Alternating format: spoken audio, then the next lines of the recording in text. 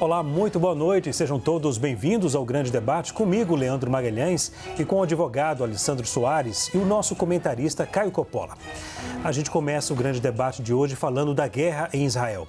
Ao comemorar a repatriação de 32 brasileiros que estavam na faixa de Gaza, o presidente Lula disse que Israel bombardeia locais onde há crianças e mata inocentes, sem nenhum critério. Vamos ouvir. Hoje é um dia de festa, sobretudo como resultado de uma guerra em que eu nunca tinha sabido de notícias de que crianças fossem vítimas preferenciais numa guerra. A quantidade de mulheres e de crianças que já morreram e a quantidade de crianças desaparecidas, a gente não tem conhecimento em outra guerra. Nessa guerra, sabe, depois do ato provocado, e eu digo ato de terrorismo do Hamas, que provocou um ato, as consequências da solução do Estado de Israel é tão grave quanto foi a do Hamas, porque eles estão matando inocentes, sabe, sem nenhum critério. A CNN procurou a Embaixada de Israel para comentar as falas do presidente Lula, mas ainda não teve retorno. Caio Coppola, as ações de Israel e o Hamas são comparáveis, como disse o presidente Lula. Muito boa noite. Boa noite, Leandro. Boa noite, doutor Alessandro. Boa noite à nossa audiência. É óbvio que não. Ao comparar as ações militares de Israel com as ações terroristas do Hamas, o Lula pratica a velha falácia da falsa equivalência. Israel é um Estado democrático com direito à autodefesa. A autodefesa é uma prerrogativa que contempla aí ações militares para neutralizar ameaças ao povo e ao território. É claro que o efeito colateral indesejado, né, de algumas dessas ações é a morte de civis, mas principalmente porque a ditadura do Hamas lá em Gaza usa o povo palestino como escudo humano. Só que, além de abusar da falsa equivalência, Lula desinforma ao afirmar que, aspas, Israel está matando inocentes sem critério nenhum. E aqui eu gostaria de propor uma reflexão. Uma reflexão aí para a nossa audiência. Vocês acham, por exemplo, que a corrupção mata? Por todo o Brasil, milhares de pessoas, incluindo crianças, morrem todos os anos por falta de atendimento médico adequado e também por viverem em condições insalubres. Segundo alguns dados repercutidos aqui pelo Senado Federal, 100 milhões de brasileiros ainda vivem sem coleta de esgoto e outros 35 milhões vivem sem acesso à água tratada. Dessa mesma forma, milhares de outros brasileiros morrem por falta de policiamento e milhares de brasileiros também morrem em acidentes nas estradas. Quantas rodovias estão aí esburacadas, mal sinalizadas, sem duplicação, sem acostamento. Por isso eu insisto na pergunta, será que a corrupção, será que o desvio de dinheiro público de áreas essenciais como saúde, como saneamento básico, como segurança e como infraestrutura podem acarretar na morte de cidadãos? Tudo aponta que sim. E vamos lembrar aqui o que disse Geraldo Alckmin, que hoje é vice-presidente da República, o que ele disse lá em 2016, aspas, o Lula é o retrato do PT, partido envolvido em corrupção, sem compromisso com as questões de natureza ética, sem limites. Mas não é só corrupção que mata não, pessoal. A gestão pública incompetente também causa fatalidades. E eu trago aqui uma matéria especial do jornal O Globo, de outubro de 2019, sobre essas trágicas consequências, de uma crise governamental, especificamente da crise do governo Dilma. Aspas, estudo inédito aponta 31 mil mortes causadas pela recessão econômica no Brasil. De acordo com pesquisa publicada na Lancet, a Lancet Global Health, que é uma revista científica, mortes foram em decorrência de efeitos da recessão entre 2012 e 2017 no país. Os pesquisadores compararam dados de mais de 5 mil cidades brasileiras. Concluíram que, para cada ponto percentual de aumento na taxa de desemprego, a mortalidade sobe 0,5 ponto percentual, meio ponto percentual. Entre 2012 e 2017, a taxa de desemprego subiu de 8,4% para 13,7% no país. Portanto, ao invés de mentir e acusar uma nação democrática, vítima de terrorismo, de assassinar civis indiscriminadamente, o Lula deveria refletir sobre a sua eventual responsabilidade política pela morte de inocentes aqui mesmo, no Brasil. Afinal, são dezenas de milhares de vítimas da corrupção e da incompetência na conta do lulopetismo. E tudo isso sem nenhum critério. Alessandro Soares, as ações de Israel e o Hamas são comparáveis? Muito boa noite. Boa noite, Leandro. Boa noite, Caio. Eu acho que a pergunta não deveria ser exatamente essa, porque, no fundo, eu acho que a própria maneira como o presidente Lula se manifestou reflete já uma preocupação na comunidade internacional. A gente sabe que no primeiro momento do conflito houve um apoio aí de muitas nações de maneira não crítica com relação à reação de Israel, ou seja, indicando um apoio a Israel na sua reação contra o Hamas, mas ao longo do tempo foi ficando claro que Israel, o governo Netanyahu, né, o seu entourage, aqueles que estão no seu entorno, estavam exagerando com relação à reação. Então, essa manifestação do presidente Lula, ela está de acordo, inclusive, com a manifestação do presidente Macron, da França, eu acho que semana passada ou retrasada, onde ele falou que o governo de Israel está matando deliberadamente crianças também, bebês, coisas do gênero. Ou seja, é uma preocupação hoje mundial o que está acontecendo hoje na faixa de Gaza. O medo é o seguinte, de que a comunidade internacional, os países, particularmente os países que apoiam Israel, estejam assistindo uma matança talvez indiscriminada, ou melhor, provavelmente indiscriminada, em nome do combate ao Hamas. É claro, se a gente pensar aqui de maneira mais extremada possível, né, se a gente começar a pensar na reação que está tendo Israel agora com relação ao Hamas e à faixa de Gaza, é óbvio que se eles matarem 2 milhões de palestinos que estão na faixa de Gaza, eles vão matar também os terroristas. A questão isso já não seria mais uma questão de um efeito colateral, seria, na verdade, um efeito talvez desejado, e esse é o problema, porque quando a gente olha o cenário geral do que está acontecendo hoje em Gaza, o grande medo é estar ocorrendo uma tentativa de extermínio étnico-racial. Esse é o medo. E quando a gente olha o governo de Israel, a gente sabe que é um governo conservador, a gente sabe que é um governo que tem traços autoritários, a gente sabe que é um governo de extrema direita e que, por isso, está reagindo de uma maneira desproporcional, inclusive para fazer frente a possíveis oposições internas. Essa é uma outra questão posta, porque a gente sabe que nessa narrativa de que eu estou reagindo a um ataque o tempo inteiro, você vai se mantendo no poder e tentando criar uma reação interna. Então, há um medo hoje na comunidade internacional, o próprio Estados Unidos também tem esse medo, todo mundo tem medo de estar assistindo um verdadeiro genocídio em Gaza. E se isso estiver acontecendo, todo mundo vai ser responsabilizado. Inclusive, aliás, vale lembrar, o próprio Netanyahu, depois que acabar todo esse conflito, provavelmente muita gente vai começar a falar em responsabilidade em tribunais internacionais. Alessandro, nesse mesmo evento, o presidente Lula disse que faltou boa vontade de Israel na liberação dos brasileiros que estavam em Gaza. Você concorda ou não? Olha, é difícil dizer, provavelmente o presidente Lula deve ter algumas informações sobre o diálogo que foi montado com Israel para tirar os brasileiros da faixa de Gaza.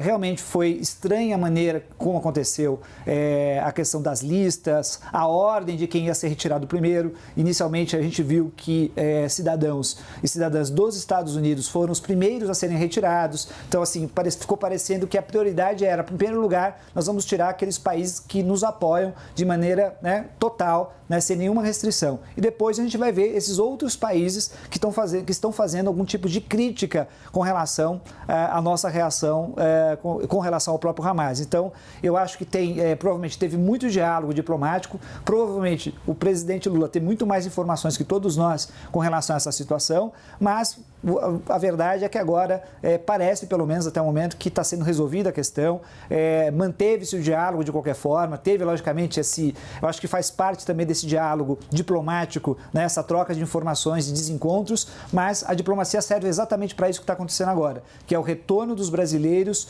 em segurança para o Brasil. Caio, faltou boa vontade de Israel na liberação dos brasileiros que estavam em Gaza? Não há como saber, Leandro, porque a fonte da informação carece de credibilidade. E a fonte da informação é o presidente da República, que, como eu comprovei aqui, estabelece uma falsa equivalência entre um grupo terrorista que elogiou a sua eleição. Vamos lembrar, que o Hamas falou que Lula é um lutador pela liberdade, aplaudiu a sua vitória em 2022. Então, Lula compara esse grupo terrorista com um Estado democrático. É um Estado em que são protegidas as liberdades individuais, a equidade de gênero, o respeito à orientação sexual das pessoas, enfim, as liberdades políticas, toda a sorte de direitos, né? Ao contrário do que acontece aí nas cercanias de Israel. Só deixar uma coisa muito clara, né? Israel não é um Estado genocida. Se genocida fosse, usaria todo o seu poderio militar e colocaria abaixo a faixa de Gaza, porque tem poder bélico para tal, e não o faz. Porque quem são os genocidas aqui? Os genocidas são os terroristas, antissemitas, tiranos do Hamas. E aqui, de novo, eu insisto nisso, já que todo mundo parece omitir isso do debate público. Eu vou ler só as frases genocidas do Estatuto do Hamas. Aspas. A sina dos judeus é a humilhação e a desgraça, porque recusaram as indicações de Alá e mataram os profetas. São desobedientes e transgressores. Continua. Somos um elo da corrente da jihad, da guerra religiosa contra a invasão dos judeus. Israel existirá e continuará existindo até que o Islã o faça desaparecer. Terrorista, genocida. Continua. Nossa luta contra os judeus é muito longa e muito séria e exige esforços sinceros até que o inimigo seja derrotado. Continua. O profeta disse: a hora do julgamento não chegará até que os muçulmanos combatam os judeus e terminem por matá-los. E mesmo que os judeus se abriguem, cada árvore e cada pedra gritará: ó servos de Alá, há um judeu por trás de mim, venha e mate-o. Continua. Não há solução para o problema palestino a não ser pela jihad, pela guerra religiosa. Iniciativas de paz, propostas e conferências internacionais, como as propostas na ONU, como as resoluções da ONU, são perda de tempo e uma farsa. Os judeus nunca ficarão contentes, tampouco os cristãos, a menos que se siga a religião deles. E os hipócritas, como eles se referem a qualquer um que não participa do seu credo, não podem ser superiores aos crentes em Alá, e devem morrer em desgraça e aflição. Esse sim é o grupo genocida. Esse sim é o grupo terrorista. Esse é o grupo que matou civis não por efeito colateral, né, de uma medida militar. Não. A intenção era justamente essa. Era sequestrar, era matar vulneráveis, era matar bebês, era matar crianças, era estuprar mulheres. Isso sim é inadmissível. E o Lula vem falar que crianças são vítimas preferenciais só se for do Hamas, para usar crianças como escudos humanos, conforme denunciado recentemente, inclusive, pela embaixadora do Reino Unido na ONU, certo? Então, falar que quando vem o presidente da República e fala que Israel está mirando em crianças, que elas são os alvos preferenciais, olha a gravidade dessa acusação. Olha a gravidade dessa acusação. Nunca ouvi ele falar nada parecido com o grupo terrorista que o elogiou, a sua eleição. Então, é um tremendo, um absurdo essa fala do presidente da República. Isso envergonha o Brasil e não à toa ele está se transformando num anão diplomático. Caio, não considerar o Hamas como grupo terrorista pode ter influenciado nessa demora para retirar os brasileiros da faixa de Gaza? Olha, Leandro, é importante lembrar aqui que o processo para a liberação de estrangeiros na faixa de Gaza, ele não passa simplesmente pelo crivo de Israel. É uma solução que depende, inclusive, para usar a expressão do Lula da Silva, da boa vontade do Hamas e do Egito. O Egito, que, embora seja um país árabe, né, está ali, né, pela visão de satélites, construindo um muro na fronteira. O Egito que já dinamitou uma série de casas aí na região lá da fronteira com Gaza. Por que será? Talvez eles não queiram, né, trazer para si esse problema de ter uma organização terrorista. E é importante que as pessoas atinem para isso. O Hamas, de fato, ele foi eleito não por maioria simples, mas pela maior parcela de votos pela população de Gaza em 2005, 2006, na verdade. 2005 foi quando Israel unilateralmente se retirou da faixa de Gaza. E o que o Hamas fez lá? Instaurou uma tirania, né? Estabeleceu aí 6 campos de treinamento para terroristas. Então, não investiu na qualidade de vida da sua população, não, pelo contrário. Perseguiu opositores políticos, assassinou. Tanto que, vamos dizer, os territórios, né, de conflagrados aí da Palestina, e eu sou um defensor da solução de 2 estados, são administrados na faixa de Gaza pelos terroristas do Hamas e na Cisjordânia pelo Fatah, que aí sim é um grupo secularista, que não quer instaurar uma ditadura miliciana teocrática. Sabe? Então, ver as coisas que o Lula fala, olha isso, a quantidade de mulheres e crianças que já morreram e a quantidade de crianças desaparecidas, a gente não tem conhecimento em outra guerra. Bom, primeiro, isso aqui é um absurdo do ponto de vista estatístico, né? Ele fala aí com fonte da cabeça dele, né? E a questão é a seguinte, como que a gente vai levar a sério os números da Palestina se eles estão sendo transmitidos pelo Hamas? E aí eu pergunto para você que está na nossa audiência, você acredita na palavra de um terrorista? Porque a CNN Internacional não validou esses números. E eles ficam sendo repercutidos, né? Aí você vai ter supostamente 10 mil, 12 mil mortes com 7 mil crianças assassinadas, né? Nos termos da linguagem que está sendo usada, né, contra Israel. Então, assim, é um verdadeiro absurdo e o presidente da República do Brasil fazer parte dessa narrativa antissemita, contrária à liberdade, não só dos israelenses, mas também do povo palestino, que merece muito mais do que ser administrado por um grupo terrorista, isso é uma vergonha nacional. Alessandro, não considerar o Hamas como grupo terrorista pode ter influenciado nessa demora para retirar os brasileiros de lá? Do ponto de vista da demora, Leandro, eu acho que aí tem, logicamente, um conjunto de problemas. Mas, na verdade, é que o Brasil não se alinhou a um apoio irrestrito a Israel. E era o desejo de Israel que isso acontecesse. Então, parece que a grande polêmica é essa. Ou seja, não haver um apoio irrestrito e ter um pensamento crítico. Simplesmente de analisar, olha, não dá para olhar o que está acontecendo, principalmente depois, quando Israel entra em Gaza, bombardeando, na verdade, em Gaza, não dá para não notar que tem um certo exagero, e um exagero que está levando à morte de muita gente. Não adianta eles afirmarem que, olha, nós estamos, não importa, eles estão debaixo de hospitais, etc. Quando você olha o cenário geral, fica parecendo que, no fundo, a guerra não é contra o Hamas, esse é o problema. Fica parecendo que a guerra é contra o povo palestino. Aliás, que eles preferem chamar de árabe, para tentar afirmar aí que, né, não existia um palestino, na verdade, que eram árabes que estavam ali simplesmente. Mas veja só, na medida em que eu começo a bombardear e olha, e por mais que eles falem que tem algum critério, tudo indica que não há critério, pelo número de bombas derramadas lá na faixa de Gaza, pela forma como estão sendo feitas as operações militares na faixa de Gaza, tudo indica, eu acho que ninguém que seja razoável vai chegar à conclusão diversa, né, que está tendo algum problema com relação ao respeito às normas de direito internacional. Ou seja, é como se eles estivessem indicando o seguinte, como tem terrorista lá embaixo, eu vou desconsiderar o ser humano que tem na parte de cima. Não importa que seja um hospital, não importa. O importante é que tem terrorista lá embaixo e eles são meus inimigos. Mas no fundo, conforme eu disse, fica parecendo que a guerra é contra os palestinos e que todos são culpados. Aliás, teve uma das falas lá, um dos ministros, que inclusive foi um pouco, vamos dizer assim, excluído das discussões com relação às operações lá em Gaza, um ministro do governo Netanyahu que disse claramente isso. Ele falou, olha, se não foi o próprio Netanyahu, agora eu não tenho informação exata, Leandro, mas que disse exatamente isso. Não existe inocente em Gaza. Bom, se não existe inocente em Gaza, significa, portanto, que todos são culpados. Então, portanto, todos podem sofrer um bombardeio. Este é o problema. Senhores, vamos fazer um rápido intervalo, mas a seguir, o Ministério da Justiça muda regras de visitação após a divulgação da ida da mulher de um líder de facção criminosa ao local. A gente volta já já, fica aí.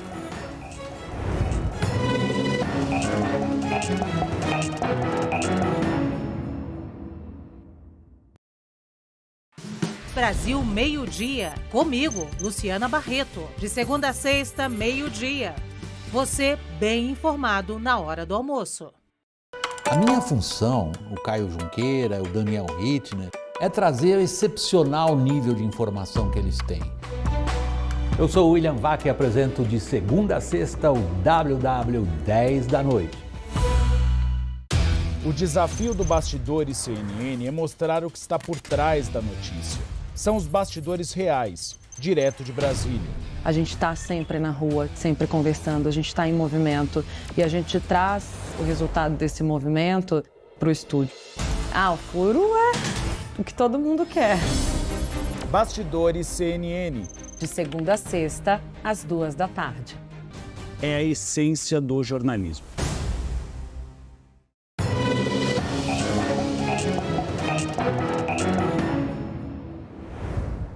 De volta com o grande debate. A oposição protocolou 2 pedidos de convocação do ministro da Justiça, Flávio Dino, para cobrar explicações sobre o encontro de secretários com a esposa de um líder do Comando Vermelho do Amazonas. Luciane Barbosa Farias fez 2 visitas ao Ministério da Justiça neste ano. Ela é esposa de Clemilson dos Santos Farias, conhecido como Tio Patinhas, preso em dezembro de 2022. Luciane Barbosa e o marido foram condenados em segunda instância por lavagem de dinheiro, associação para o tráfico e organização criminosa. Ele cumpre 31 anos no presídio de Tefé, no Amazonas. Ela foi condenada a 10 anos e recorre em liberdade. O ministro da Justiça, Flávio Dino, afirmou nas redes sociais que os encontros não foram realizados no gabinete dele e que nunca recebeu em audiência na pasta o líder de facção criminosa. Alessandro, o ministro da Justiça, Flávio Dino, classificou essa polêmica como politicagem. Essas visitas prejudicam a imagem de Flávio Dino? Eu acho que, eu acho que tem 2 análises que a gente pode fazer aqui, Leandro. Eu acho que uma é o cenário político e a outra é o cenário mais frio, até frente ao direito, frente à Constituição. Em primeiro lugar, as pessoas têm direito de pedir audiências com autoridades, têm direito de se aproximar de autoridades. Não existe nenhuma lei, regra que dita, olha, se você for um ex-presidiário, se você tiver algum contato com o crime organizado, você não pode encostar perto de ninguém, né? E não existe nenhuma lei dizendo que eles não podem entrar em órgãos públicos. Eu acho importante dizer isso, porque tem algumas pessoas que começam a fazer uma narrativa que é quase já dizendo, olha, essas pessoas não têm direito de ir em órgãos públicos. Às vezes elas precisam ir para fazer uma denúncia, às vezes elas querem fazer uma reclamação e é justo que façam. Veja, sem nenhum preconceito, sem nenhuma construção aqui ideológica com relação a isso. Em segundo lugar, é muito, muito difícil, todo mundo sabe disso, já é notório, é difícil, você é uma pessoa pública, você pode ser um deputado, pode ser um senador, um ministro, as pessoas se aproximam de você, as imagens saem, isso não significa que você tenha qualquer tipo de relação com crime organizado ou coisa do gênero. Eu sei que muita gente gosta de usar essas imagens em períodos eleitorais, soltar em grupos do WhatsApp, etc., mas sinceramente, não valem de nada, nem para a direita e nem para a esquerda de maneira geral.